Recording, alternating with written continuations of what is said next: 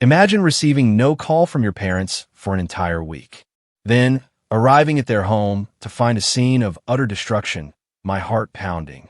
I was about to call the police when a faint sound from the closet froze me to my core. What I found inside unveiled a truth more horrifying than I could ever have imagined. My name is Jackson Palmer. I am 31 years old. Today, I manage a bustling hotel in the dazzling city of Las Vegas, Nevada.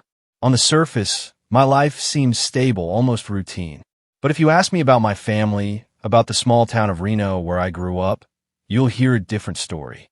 One etched with deep cracks, lingering pain, and a complex kind of love I still struggle to express. Reno, nestled among Nevada's mountains, was a place where everyone knew everyone, and life moved at a slow, almost unchanging pace. My parents, Joseph and Marilyn, were the backbone of our small grocery store. It was a modest, weathered place with a faded wooden sign, smelling of fresh bread and old wood. I loved that store. It was my entire world then. Our family home was just a few blocks away, a two-story house with a sprawling front yard and an old oak tree I'd climb every summer. That's where I learned to tie my shoes, where I heard my mother's lullabies, and where I witnessed both my parents' smiles and their tears. But we weren't a perfectly happy family. Beneath the surface, a shadow always loomed. A shadow named Dylan, my younger brother. Dylan was 5 years younger, but from a young age, he was the son our household revolved around. My mother called him her golden boy, with his curly hair and sparkling eyes. Dylan had a smile that could melt anyone, and my parents, especially my mother, simply couldn't resist him. They spoiled him, giving him whatever he wanted, whether it was new toys, nice clothes, or forgiveness for his countless mistakes. I, the older son, was expected to be mature and responsible, while Dylan lived carefree, his missteps dismissed as harmless pranks. I don't blame my parents entirely. I know they loved both of us, just in profoundly different ways. I remember evenings at the store, staying behind to clean while Dylan was taken out for ice cream. Or the times I got scolded for breaking a glass, while Dylan could spill an entire tray of pastries and only receive a pat on the head. These small things, piling up over the years, created an invisible wall between Dylan and me. We lived under the same roof, but never truly connected. When I was 18, I packed my bags and left Reno for college in Las Vegas. For the first time, I felt like I could breathe, like I could finally live for myself. I studied business administration, landed a good job at a hotel, and slowly, painstakingly, built a new life. But every time I returned to Reno, a heavy feeling settled in my chest. Dylan, now a teenager, was changing. His angelic childhood smile was replaced by a defiant, reckless smirk. He started skipping school, hanging out with a bad crowd. And then, like an inevitable storm, he fell into gambling. Gambling in Nevada is hardly unusual. It's everywhere. But for Dylan, it wasn't just a pastime. It was a vicious addiction. I remember the first time my mother called me, her voice trembling, saying Dylan had stolen money from the store's safe to gamble it away. I drove back that night to find my father sitting silently, defeated, and my mother sobbing in the kitchen. Dylan, meanwhile, just shrugged. "I'll pay it back. No big deal," he said. But I knew he wouldn't. He never did. The debts kept piling up, pulling Dylan deeper into the abyss. He married a woman named Sutton, someone I hoped might pull him out of it, but their marriage lasted less than 2 years. Sutton left, leaving Dylan and their young son, Jaden, who was only 3 at the time.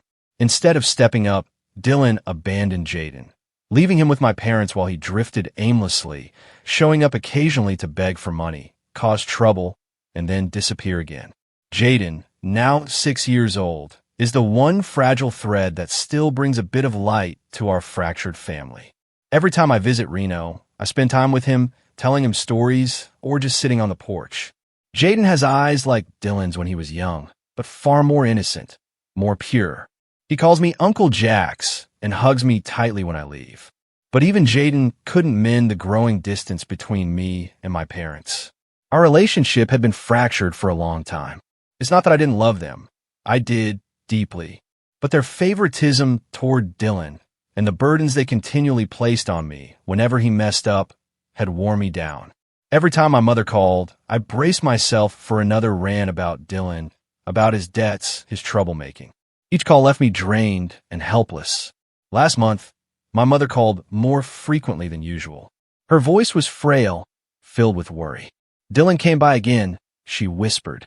He demanded money and brought some strangers with him. I don't know what to do. I told her, as I always did, to call the police if Dylan caused trouble, but she just sighed. He's my son. I can't do that. I hung up, my heart heavy.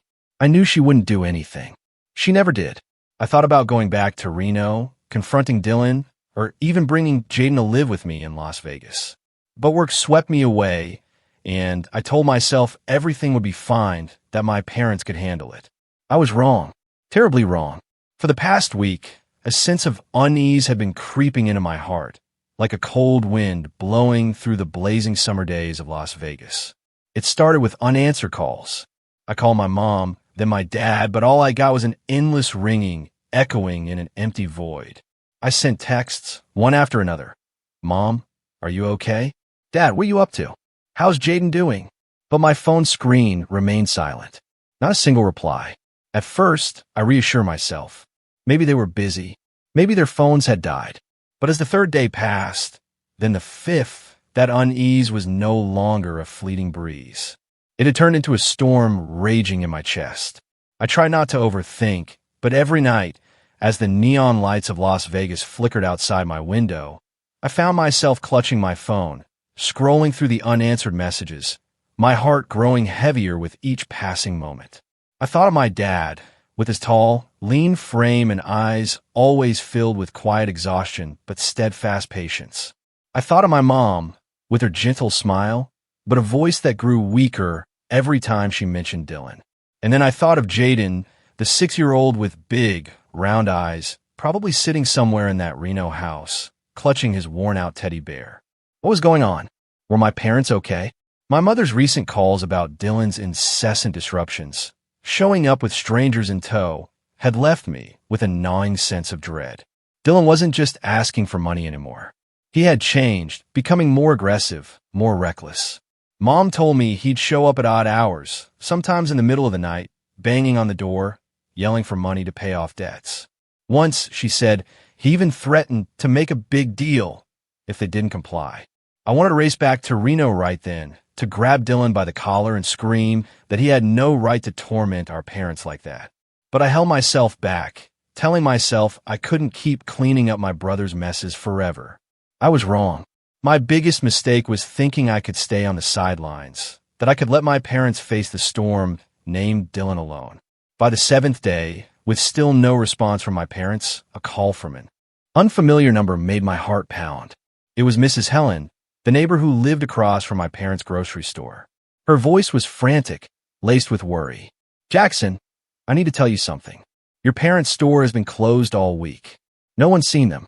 I tried calling, but no one picks up. Something's not right, Jackson. I felt the blood in my veins turn to ice.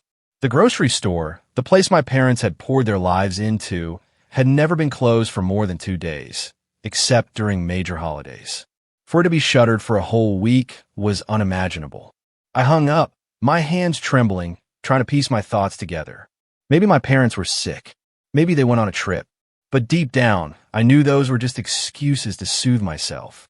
Dylan, had he done something? Had he pushed my parents into a situation they couldn't escape? I couldn't sit still any longer. That evening, I called my boss and requested emergency leave. I need to go home. It's urgent, I said, my voice choking, though I didn't explain much. My boss, a kind but perpetually busy man, simply nodded and told me to be careful. I packed a few clothes, tossed them into a small suitcase, and before leaving my apartment, I glanced out the window where the Las Vegas lights still twinkled, oblivious to the storm raging inside me. A 7-hour drive from Las Vegas to Reno lay ahead, and I knew this trip wasn't just about finding my parents. It was about facing everything I'd been avoiding for years. As I got into the car, started the engine, and began the journey, childhood memories flooded back, vivid, as if they'd happened yesterday. I remembered afternoons behind the store counter when Dad taught me how to count change, or when Mom slipped a peppermint candy into my hand. I remember the smell of the old wooden floors, the jingle of the bell when customers walked in, and the times Dylan and I, as kids, played tag between the aisles, laughing until Mom pretended to scold us. But those memories, no matter how warm, couldn't ease the dread suffocating my chest. Every time the car passed through a dark stretch of road, I saw Dylan's image. Not the Dylan from back then, but the Dylan of now, with cold eyes, a harsh voice, and the threats Mom had described. I wondered what had happened in that house. Were my parents truly okay? Or was something far worse waiting for me in Reno? With every mile, my fear grew, like a stone weighing heavier on my heart. I turned on the radio, trying to find a song to drown out the silence. But no melody could overpower the whisper in my head. Jackson, you've abandoned them for too long. I pressed the gas pedal, the car speeding toward Reno, toward the house that held both my childhood and my wounds. The 7-hour drive felt like a lifetime. When the town's welcome sign came into view, my chest tightened. The town looked the same, with its familiar streets and houses peeking out under the moonlight. But something felt off, as if the air carried a warning. I drove straight to my parents' grocery store, a place I always thought would be lit up, filled with laughter. But when I pulled up, I could hardly believe my eyes. The store was completely shuttered. The wooden sign reading Palmer's Grocery still hung there, but it was faded and tilted, as if it, too, was weary from witnessing whatever had happened. Through the window, I saw only darkness, no light, no sign of life. The shelves I used to neatly stock were now swallowed by shadows. My heart raced, and I had to take deep breaths to keep from panicking. My parents would never close the store for this long. Never. Unless.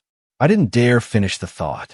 I started the car again and drove toward their house, a few blocks away. The familiar road that once led me through carefree summer days now seemed endless. Every street corner, every old oak tree stirred memories. Dylan and me running around, Mom calling us in for dinner from the porch, Dad reading the newspaper in his armchair. But now, those memories only deepened my unease. I didn't want to know what I was about to face. A bad feeling clung to me like a shadow I couldn't shake. When I pulled up to the familiar two-story house, my heart seemed to stop. The house was pitch black, not a single light in the windows, not a sound.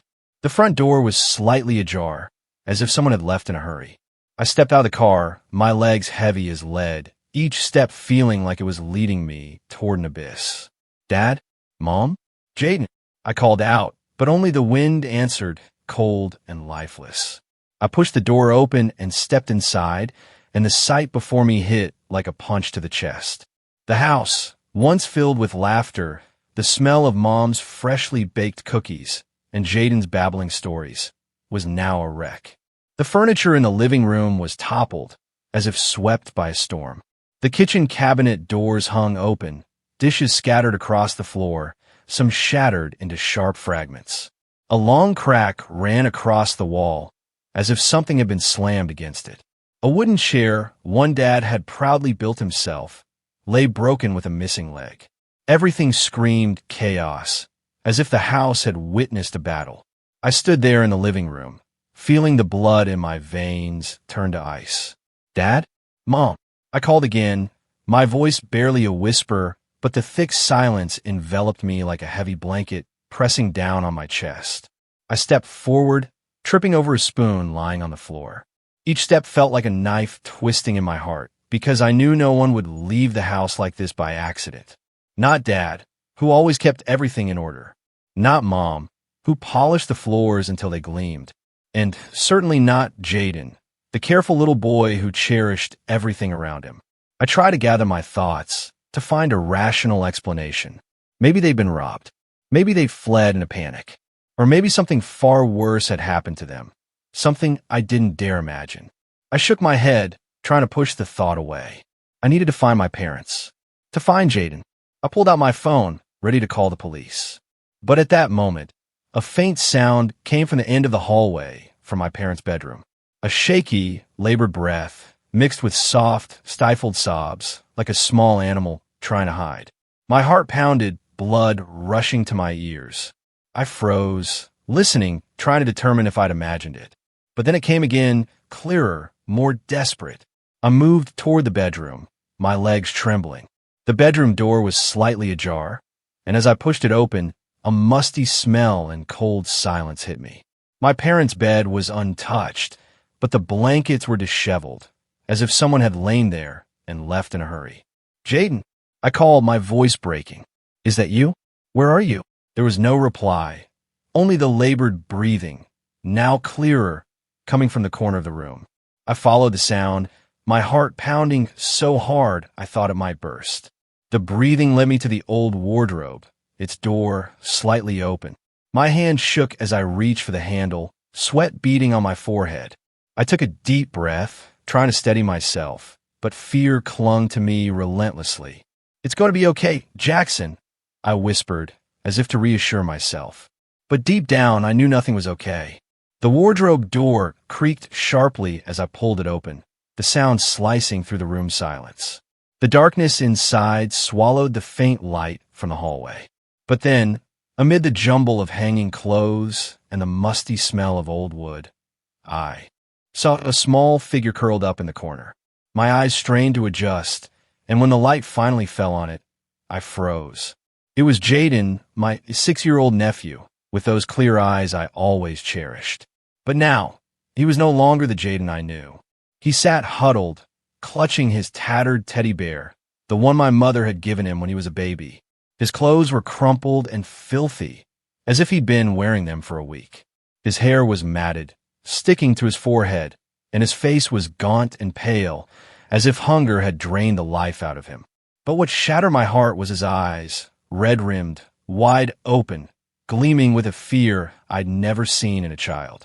He wasn't crying loudly, just soft, choked sobs, as if he'd cried so much he had no strength left.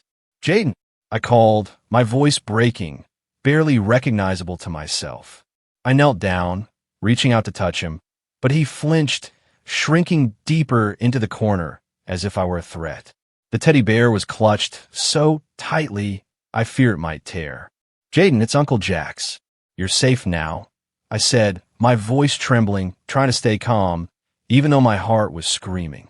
But Jaden didn't respond. He just stared at me, his panicked eyes searching for something to trust, something to hold on to. Slowly, I reached out again, gently touching his shoulder. This time, he didn't pull away, but his body shook violently like a dry leaf in a cold wind. "What happened? Where are Grandma and Grandpa?" I asked, my voice catching, fighting back tears. I needed to know.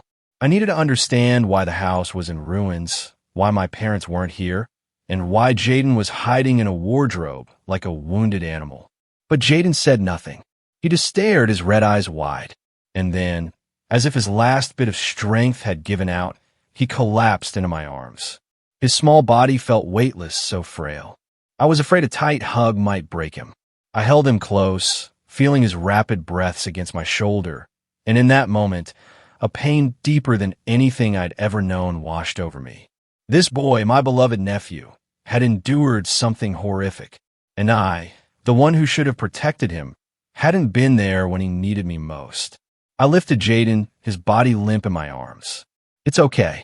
I'm here now," I whispered, unsure if I was comforting him or myself. I scanned the room again, hoping for any sign of my parents, a note, a clue, anything.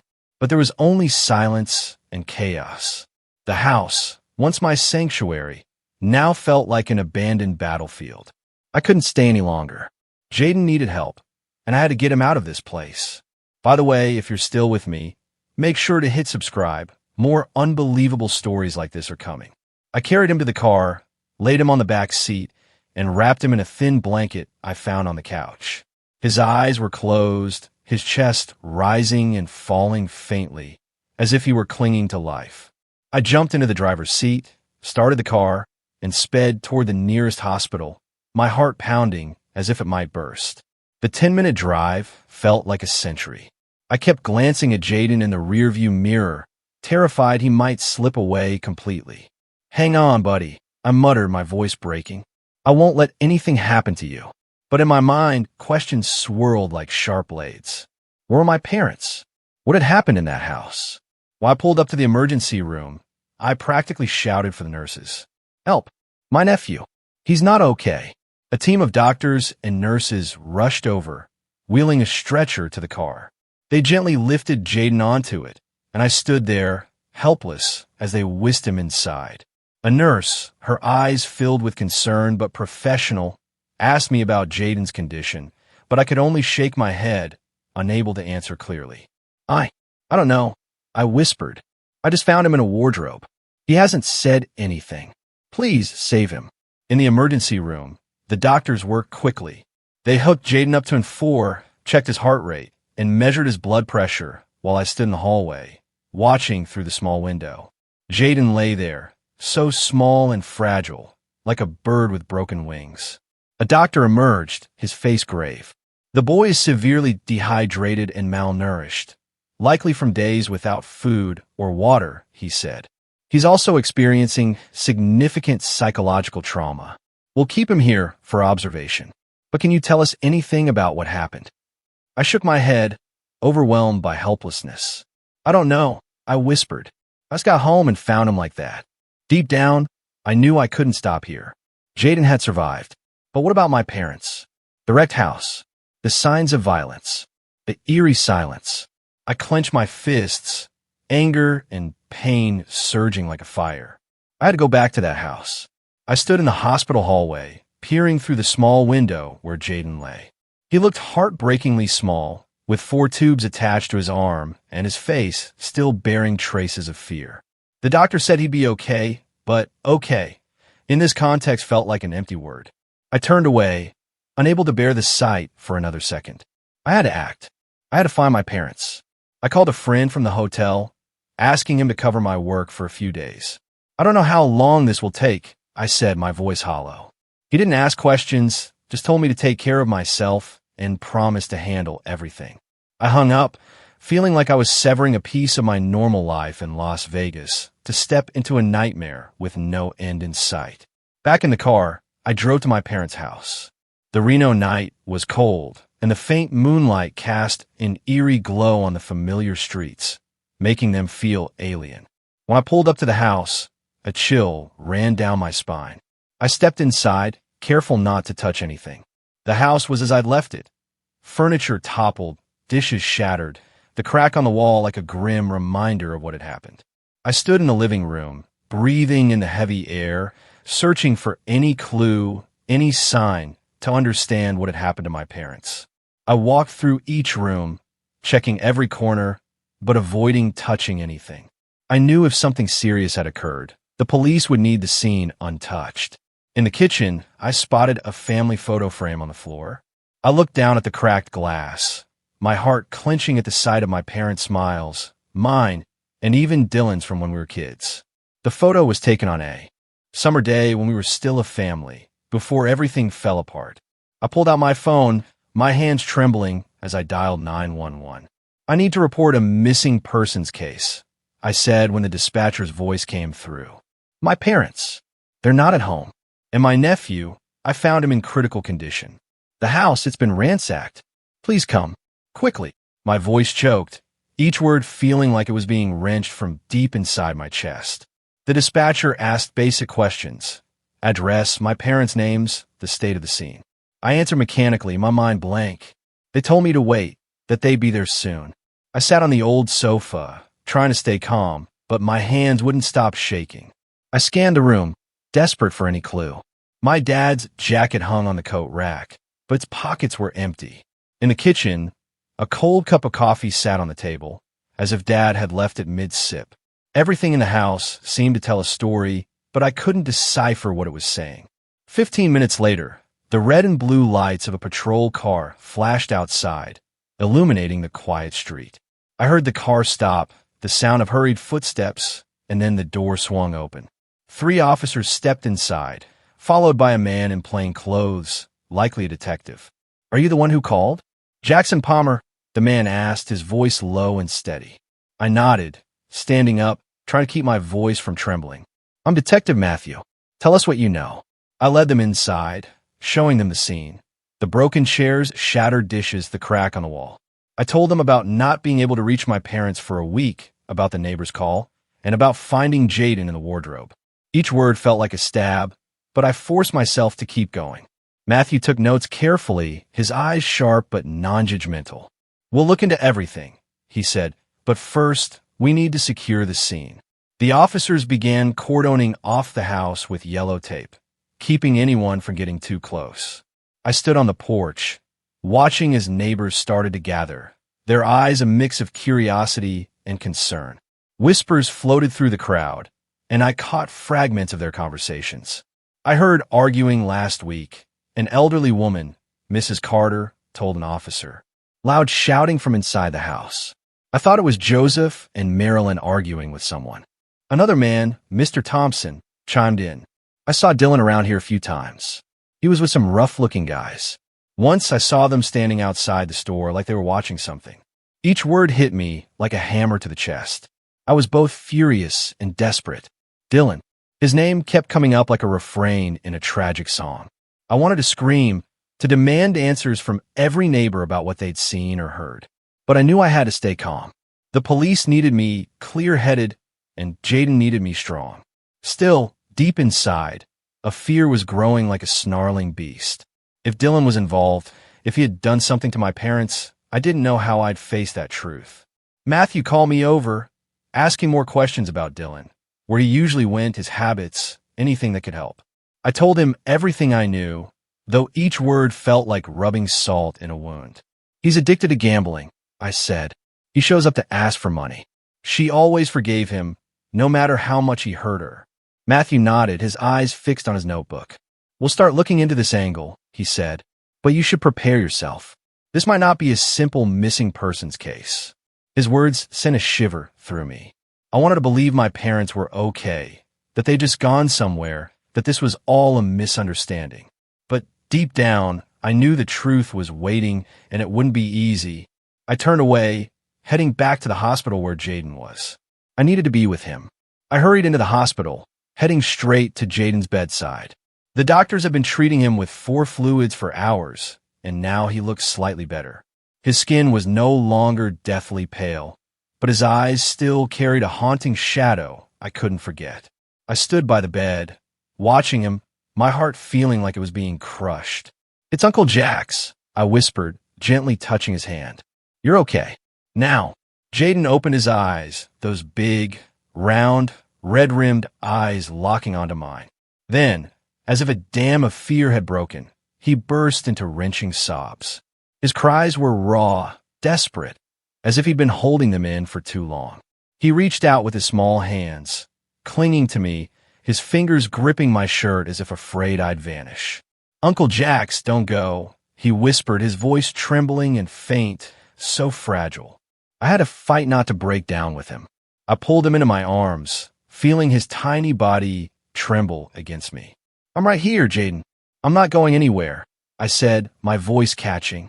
But deep down, I knew I was making a promise I wasn't sure I could keep. A doctor came in to check on Jaden. "He's more stable now," she said, her tone gentle but serious. "But he suffered severe psychological trauma.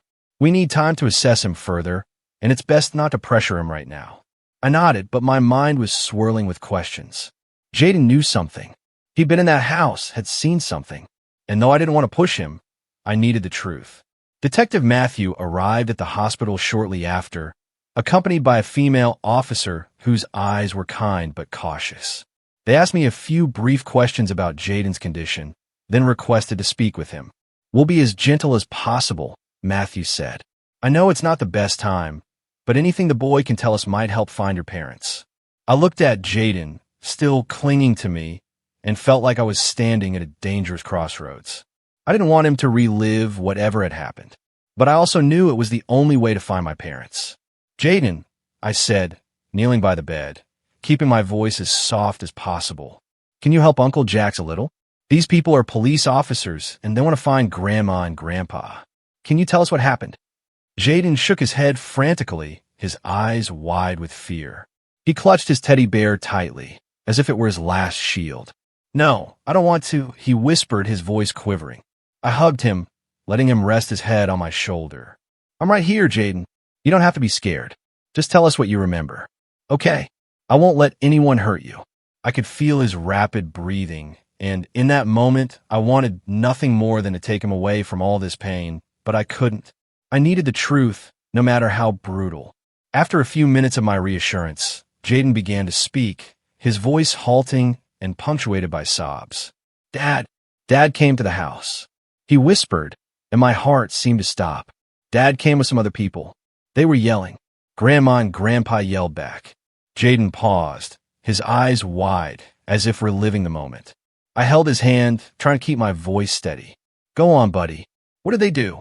Jaden trembled, tears streaming down his cheeks. Dad, he was really mad. He shouted, told Grandma and Grandpa to give him money, but they wouldn't. Then there was a loud crash. Things broke. He stopped clutching the teddy bear, his body shaking violently. I was scared. I ran to the wardrobe. I hid. His voice faded, as if sinking into a memory too heavy to bear. I heard Grandma and Grandpa cry out. Then everything went quiet. I felt the blood in my veins turn to ice. I held Jaden tightly, fighting back tears. But inside, a storm was raging. Dylan, he was there. He fought with our parents. And the sounds Jaden heard, I didn't dare think further.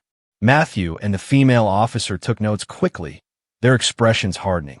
Do you remember anything about the people with your dad? The officer asked, her voice gentle but careful. Jaden shook his head, tears spilling again.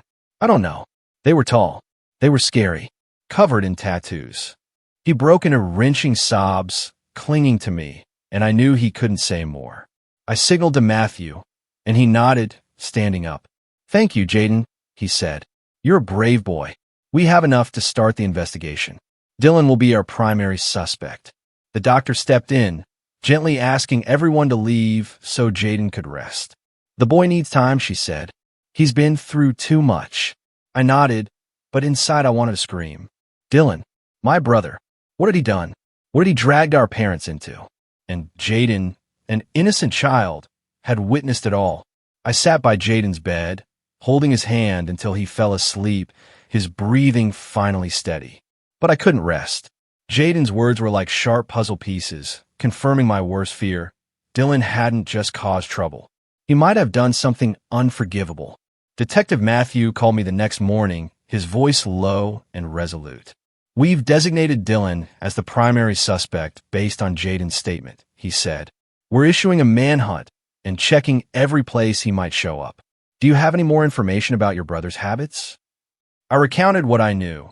The casinos Dylan frequented, the seedy bars where he drank. Each word felt like a stab, but I couldn't stop. The police moved quickly. They went to the rundown motel room Dylan rented on the outskirts of Reno. But when Matthew called with an update, his voice was heavy with frustration. The room was empty, he said. Trash strewn everywhere, clothes scattered like he left in a hurry. We're collecting fingerprints and any clues we can find. I pictured the room, a chaotic mess, reeking of alcohol and cigarettes, a reflection of the person Dylan had become. He'd fled. He knew what he'd done, and he was trying to escape. Meanwhile, I sat by Jaden's side, watching him sleep, his face still etched with fear. The doctor said he needed time to recover, but every time he startled in his sleep, muttering incoherent words, it felt like someone was squeezing my heart. I stroked his hair, whispering, I'm here, Jaden. Everything's going to be okay. But I wasn't sure if I was comforting him or myself. The truth was, I didn't know if things would ever be okay again. The police continued to track Dylan's trail. They visited the casinos and bars in Reno, where he was a regular. A bartender at the Rusty Nail told Matthew that Dylan had shown up a few days ago, frantic, downing drinks and muttering about needing money fast. He looked like he was being hunted. The bartender said, bloodshot eyes, constantly looking over his shoulder like he was scared of someone following him. Then he left without paying for his drinks. Those details sent a chill through me. Dylan wasn't just running. He was terrified. A key lead came from a creditor named Eddie, a man the police tracked down at a small casino outside town. Eddie, with a gravelly voice and cold eyes, said Dylan owed him tens of thousands of dollars from losing streaks at the tables. He begged me for more time, Eddie told Matthew, who recounted it later. Said he was about to come into big money to pay it all off. Mentioned something about family taking care of it, but I didn't buy it. He looked like a desperate dog. Eddie's words hit me like a hammer. Family taking care of it. What did Dylan mean? Was he planning to get money from our parents, from the grocery store, or for something worse? The police issued a citywide manhunt for Dylan, extending it to surrounding areas. They sent alerts to checkpoints, casinos, and cheap motels where he might be hiding. News of the case began to spread like wildfire in the usually quiet town. Neighbors gathered outside my parents' house, whispering to each other, their eyes a mix of pity and curiosity.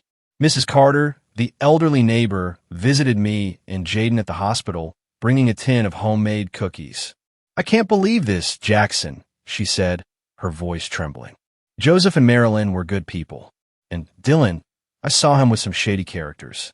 I was worried, but I never thought it would come to this. Her words only fueled the fire in my chest. I wanted to scream that I didn't want to believe it either, that I didn't want to think my brother could do something so horrific to our own parents. But the pieces were falling into place. Jaden's account, the wrecked house, the neighbors' stories, and now Eddie's words. They all pointed to Dylan like arrows aimed straight at my heart. I sat by Jaden, holding his hand, feeling his small, cold fingers in my palm. He was still sleeping, but his sleep was restless. Occasionally, he mumbled words like, "Dad, don't," or "I'm scared." Each whisper cut into me like a blade. I thought about the years Dylan was coddled, defended by Mom, forgiven by Dad. I thought about the times I tried to pull him out of his mess, only for him to smirk and say, "Worry about yourself, Jax. I know how to live my life." Now, his way of living had led to this, a destroyed home, a traumatized child, and our parents missing.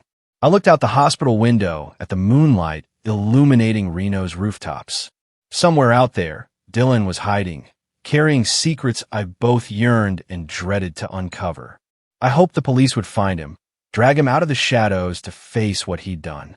But at the same time, I feared that moment when I faced Dylan. What would I see? A criminal? A brother? Or a monster who had destroyed our family? Matthew called again late that night, his voice firm but steady. "We're narrowing it down," he said. "We've got new leads from the outskirts. We'll find him soon." I nodded, though he couldn't see me. "Thank you," I said, my voice hollow. I wasn't sure if I was truly ready to face Dylan or not. The next morning, Matthew called me back to the house to review some findings from the investigation team. "We need you to confirm a few details," he said over the phone, his voice carrying an odd tone, as if he were bracing himself for something grave. I didn't ask questions, just drove over, my heart pounding in my chest. When I stepped inside, Matthew was in the living room, joined by another officer taking photos of the scene.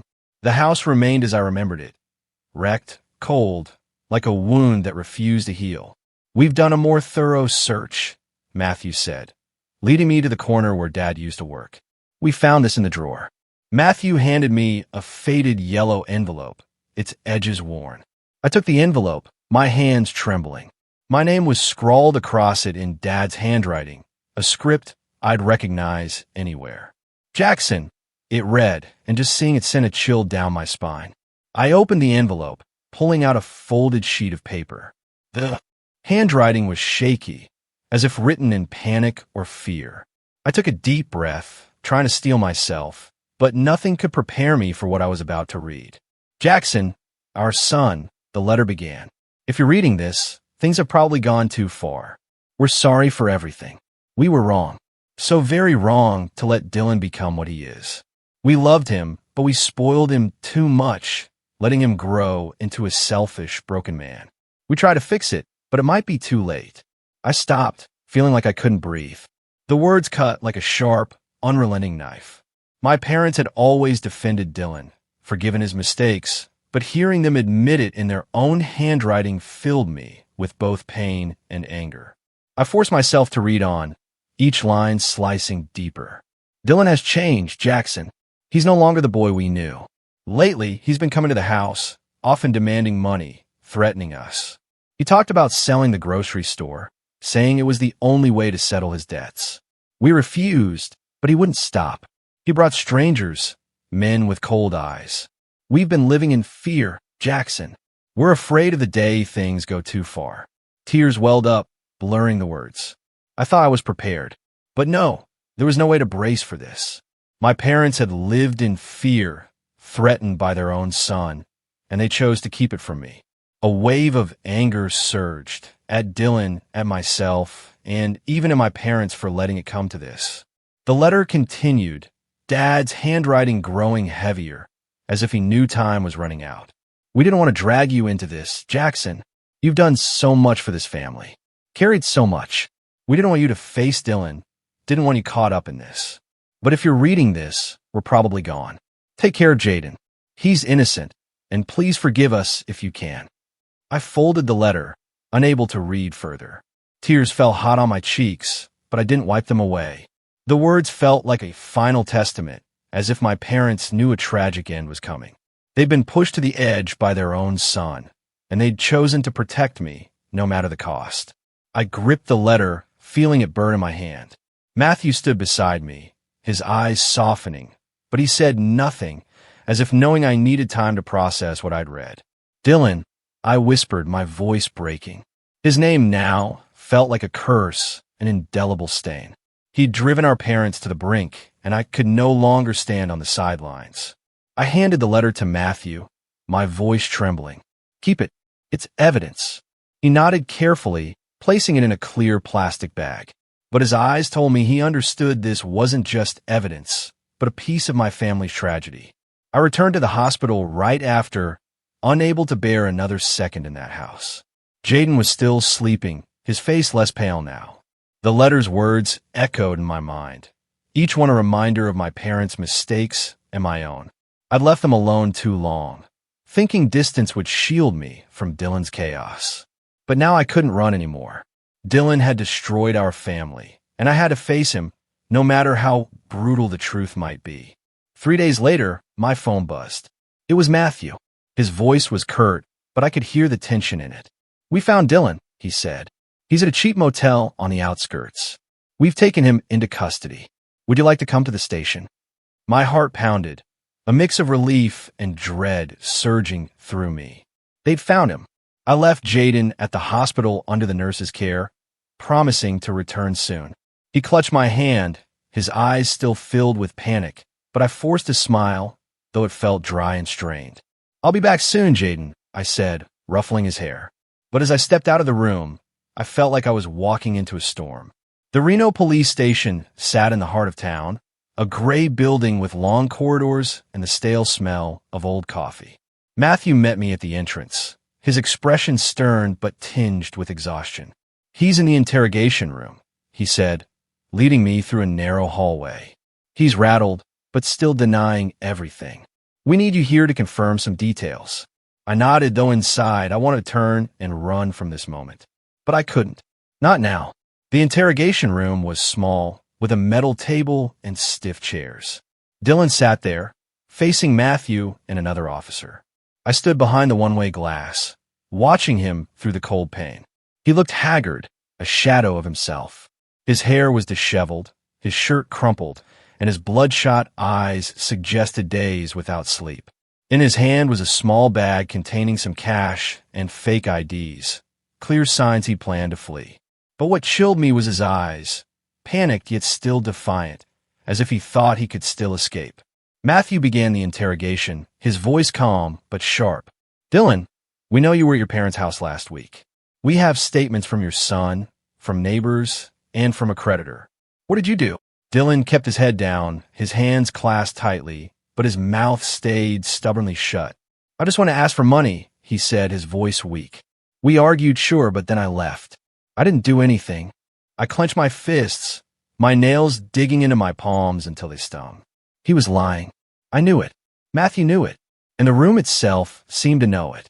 Matthew didn't flinch. He placed a stack of documents on the table, including my parents' letter and photos of the wrecked house. You sure about that, Dylan? He asked, his voice cold as steel. Jaden said you came with some men, you fought with your parents, and he heard things breaking, loud crashes. How do you explain that? Dylan shifted in his seat, his eyes darting away.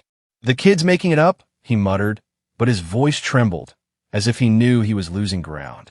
And Matthew pressed on, his tone growing sharper. "We also have a statement from Eddie, your creditor. He said you promised big money to pay off your debts.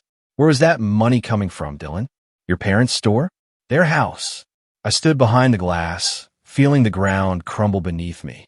Each of Matthew's words was a puzzle piece, forming a horrifying picture. Dylan bowed his head, silent, but I could see his shoulders trembling. He was breaking, and I both wanted to scream at him and run from what I was about to hear. Suddenly, Matthew's phone buzzed. He answered, his calm demeanor instantly replaced by a grim expression. The room fell silent as he nodded a few times, then hung up. Matthew stood, his voice dropping, each word heavy like a hammer strike. "Dylan, I just got a call. The crime scene team found the bodies of Joseph and Marilyn Palmer in a vacant lot not far from their house. Both were brutally attacked.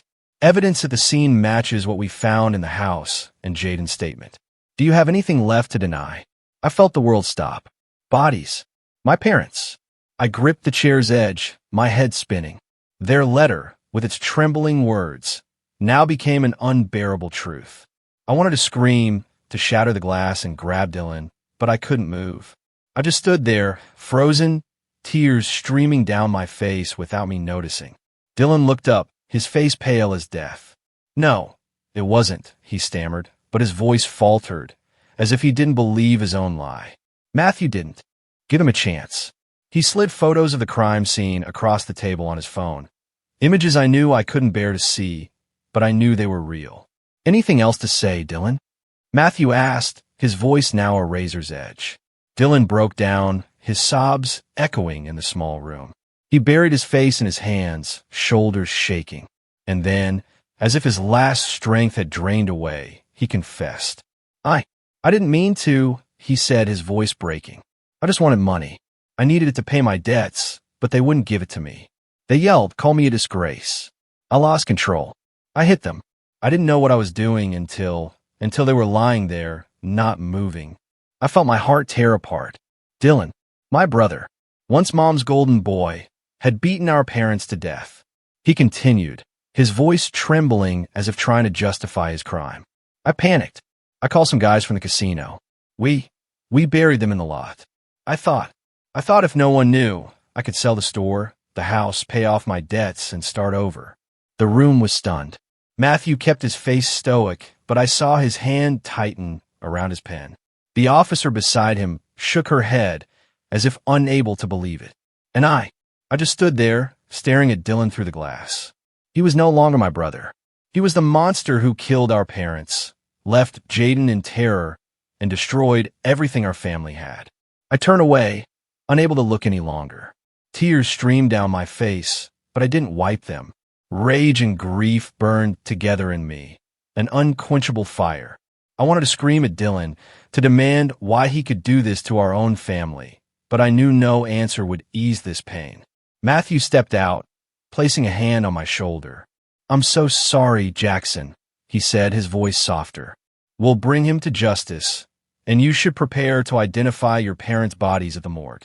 I nodded faintly, my heart empty. I didn't know how to face this loss. My parents were gone, and Dylan, the brother I once knew, had taken them from me. Dylan's trial took place just a few weeks later. I didn't attend. I couldn't face his face, couldn't hear his horrific confession again. Matthew updated me over the phone, his voice steady but laced with empathy. Dylan was sentenced to life in prison without parole. He would spend the rest of his days behind bars, paying for the crime he committed. But that sentence didn't bring my parents back, didn't erase the painful memories Jaden carried, and didn't mend the cracks in my heart. I arranged my parents' funeral on a quiet afternoon in Reno. The small church our family used to attend on weekends was filled with people. Neighbors, friends, and regular customers from the grocery store came to pay their respects, bringing white chrysanthemums and heartfelt condolences. Mrs. Carter, the elderly neighbor, held my hand, tears streaming down her cheeks. "Joseph and Marilyn were good people. Jackson," she said. "They didn't deserve this." I could only nod, unable to speak, afraid that if I opened my mouth, I'd break down. The funeral was somber, with only the sound of the wind rustling through the oak trees in the cemetery and the murmur of prayers. I stood before their graves, feeling like the world had collapsed. But I forced myself to be strong for Jaden. After the funeral, I took Jaden to live with me. Before my parents' graves, I knelt, placing my hand on the cold headstones and whispered, "I promise to take care of Jaden like my own son. I won't let him suffer anymore." The wind blew, carrying a strange sense of peace, as if my parents were listening, smiling from somewhere far away. I took Jaden's hand, leading him away from the cemetery, and in that moment, I knew this was a promise I would keep at all costs. The first days in Las Vegas weren't easy. Jaden was still haunted by what had happened. He woke up crying every night, calling for his grandparents. I held him close, singing the lullabies Mom used to sing, though my voice cracked with tears. "I'm here, Jaden," I whispered. "I won't leave you alone." I spent every spare moment with him, playing, telling stories, trying to bring some light back to his eyes, still shadowed by darkness. Slowly, with patience and love, Jaden began to smile again. His smiles were faint, but to me, they were like sunlight breaking through a storm. I decided to sell the grocery store and the house in Reno. Those places held too many painful memories. I couldn't keep them, couldn't let those memories continue to trap us. The money from the sales wasn't much, but it was enough to start a new life for Jaden and me. I moved us into a larger apartment in Las Vegas, with a room just for him, where I hung his drawings and placed his worn teddy bear on the bed. In the months that followed, as Jaden and I settled into our new rhythm, I began to reflect on my family. My parents had made mistakes, spoiling Dylan too much, letting him become selfish and broken. Their favoritism left deep wounds, not just for me, but for them and Jaden too. But I also realized that despite our family's flaws and fractures, love and responsibility were the foundation that held us together. I learned a painful lesson. Blind indulgence and neglect can push a child down a destructive path, even to tragedy. But I also believe that with love and responsibility, I could save a life, Jaden's life. One evening, as the neon lights of Las Vegas lit up the sky, I held Jaden's hand, walking him down a bustling street. He pointed at the lights, giggling at a fountain that changed colors. I looked at him, and for the first time in months, I felt a stillness in my heart. No more nightmares. No more echoes of Dylan's shouts. No more painful memories of Reno. Just me and Jaden, uncle and nephew, walking together under the bright, hopeful glow of this city. I knew the road ahead wouldn't be easy. Jaden would still have nights when he woke crying, and I would carry the scars of what Dylan did. But I was determined to build a new family, one without violence, favoritism, or betrayal. A family built on love, where Jaden could grow up without fear, where I could keep my promise to my parents and to myself. As we stopped by a fountain, Jaden looked up at me, his eyes sparkling. "Uncle Jax, can I stay with you forever?" he asked, his voice small but full of hope. I knelt down, hugged him, and smiled, though tears welled in my eyes. "Forever, Jaden," I said. "You and me, we're family." Our story closed under the radiant lights of Las Vegas, but in my heart, there was only stillness and resolve. I would not let our family's tragedy repeat. I would give Jaden the life he deserved, and I would honor the meaning of family, not through blind indulgence, but through love and responsibility. That was the legacy I wanted to leave, not just for Jaden, but for my parents who loved us, however imperfectly. Have you ever had to step up and redefine family in a way you never expected? I'd really like to know what you think.